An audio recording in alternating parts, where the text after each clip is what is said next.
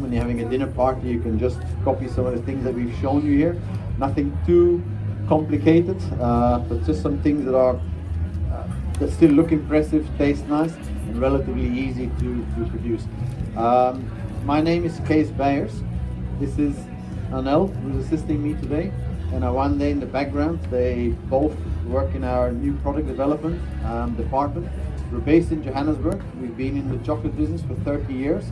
So I will try and answer any questions if you have any. I always say every demo, I don't pretend to know everything about chocolate, but I've been in it for a long time, so I'll try and answer most of your questions, hopefully successfully. So we'll start with normal dark chocolate. We're just going to show you how to do a little mold.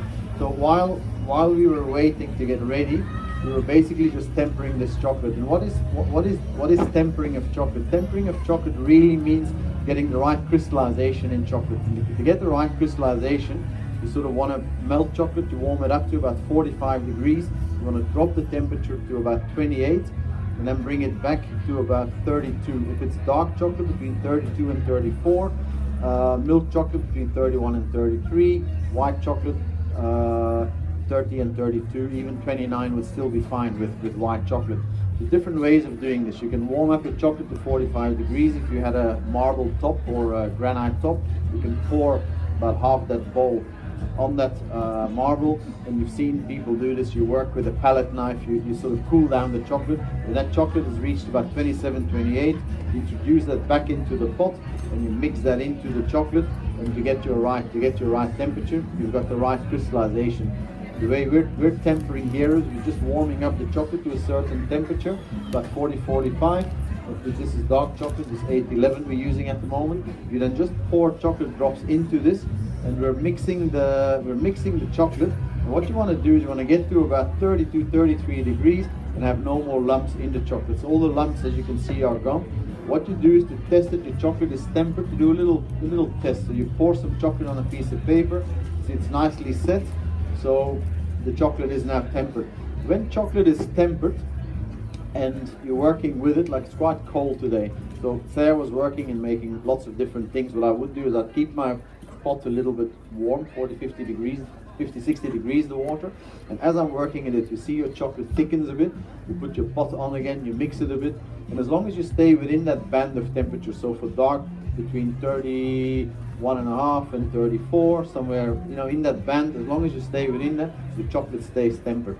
If you go too cold, obviously the chocolate will shock, the chocolate will set. You got to then restart the whole process. If you warm it up too much, you got to restart the whole process again. So it's important to stay sort of within that band. So while the chocolate is tempered, we'll quickly show you how to just mold chocolates on a in a mold. So this is basically, these molds come from Belgium. We import them from Belgium. They're macrolon molds. These are just little mini slabs, little tablets. So I'll just show you quickly how we would mold the chocolate. And then what we're going to put on this is a freeze-dried raspberries and cocoa nibs. I'll tell you later what they are. So we'll just going to put the chocolate on the mold.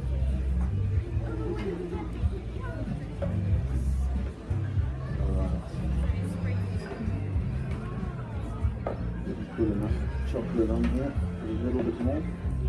I don't do this every day, as you can see. You hold that please. Okay, so basically we just spread the chocolate in all the cavities. So you can wipe the knife.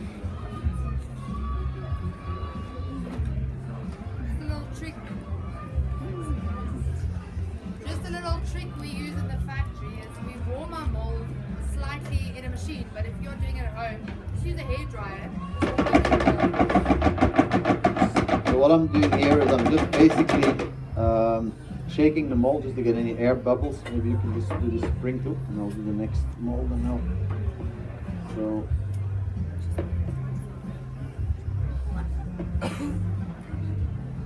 It's quite cold in here today. it is quite cold, so I can see the chocolate is setting quite quickly. The molds, are quite cold. Normally a good temperature to be, you hold this paper for a minute. a good temperature, like a working room, would be about 21, 22 degrees would be a nice sort of, you know, the right temperature to be working with chocolate. I can see now as I'm sort of working with this chocolate, it's setting very quickly. And also these toppings that we put on the chocolate, you want to put them on while the chocolate is still liquid. So because it's so cold, the chocolate is setting really, really fast. So you have to be very quick here. So I'm back.